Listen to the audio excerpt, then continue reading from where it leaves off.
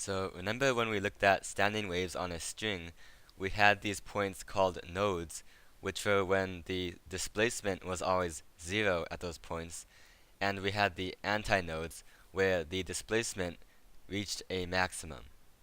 And so for standing waves in a longitudinal wave inside a fluid, such as a gas or a liquid, and we also have those points, the nodes and the antinodes, where the displacements are 0 or the maximum.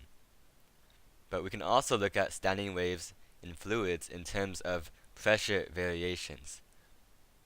So here is how a standing wave in a fluid progresses with time. Each of these rows represents a time frame for this wave inside a tube. So you can see, since it's a longitudinal wave, the particles are moving back and forth as time goes on. And in the middle here we have a displacement node, so this particle does not move. It always has 0 displacement. On either side of it we have the displacement antinodes, where the particles have the maximum displacement. And so you can see here, on either side of the node, the particles at one time are far away, and then they get close, and then they go far away again. So when the particles on either side of the node are closing in on it, it creates a region of higher pressure. And when the particles back away, it creates this area of low pressure. So around the displacement node, we have a variation of pressure. Whereas at the antinodes, the particles around it will basically vibrate together with it. So the distances between the particles on either side of these antinodes stay basically the same over time. So there's almost no pressure variation around these displacement antinodes.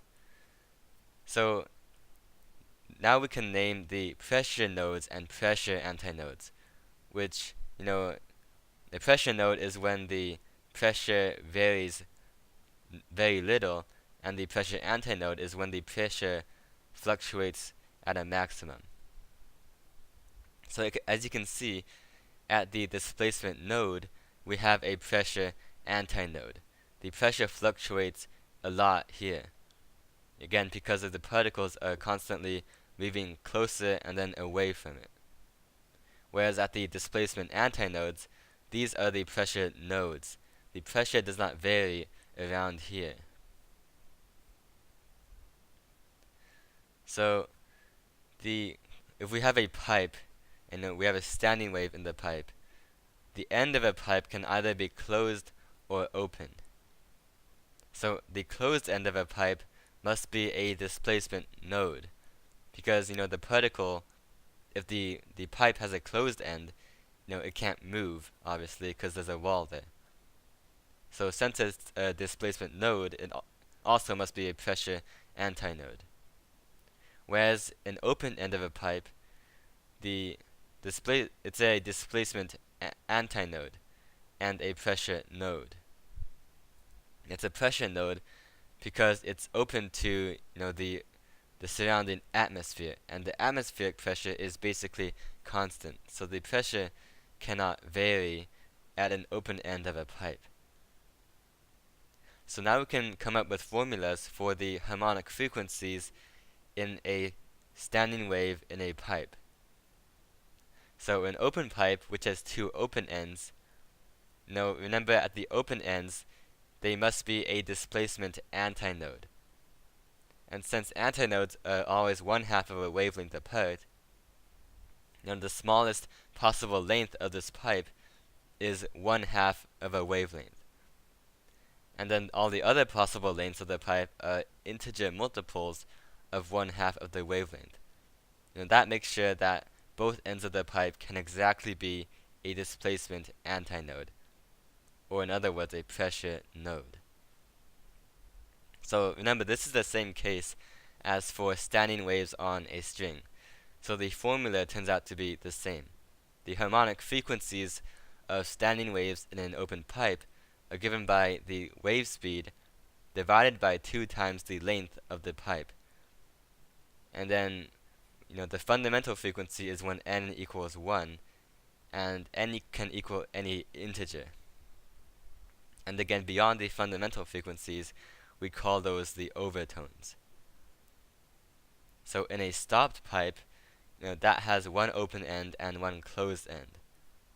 So again, the open end must be a displacement antinode, while the closed end must be a displacement node. So the distance between an antinode, two antinodes, is 1/2 of a wavelength.